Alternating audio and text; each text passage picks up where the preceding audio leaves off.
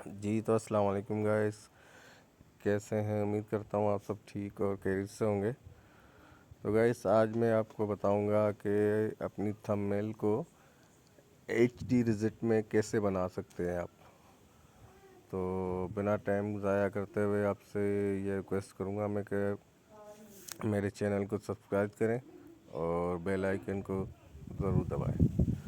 तो आपका टाइम ज़ाया करते हुए बिना टाइम ज़ाया करते हुए चलते हैं अपनी वीडियो की तरफ। चलिए गाइस, तो यहाँ पर आप आ गए, ठीक है। तो यहाँ पर अपना ओपन पे जाएं। ओपन में जैसे कि मैंने ये थंबनेल बनाई है, ठीक है।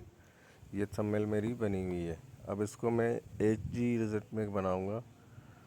तो आप यहाँ पर आओगे टूल्स में आओगे तो HD ये लिखा हुआ है HD, ठीक है।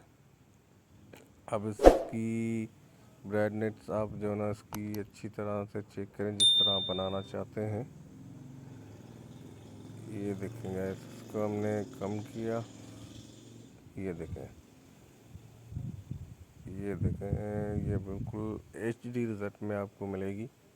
यहाँ पर इसका कलर भी आप कम कर सकते हैं, बढ़ा भी सकते हैं। ये देखें, कलर अपनी मर्ज़ी के मुताबिक रख सकते हैं आप, जितना कि आपको सही लगे। ब्राइटनेस भी आप जो ना कम और ज़्यादा कर सकते हैं। ये देखिए ब्राइटनेस, ठीक है।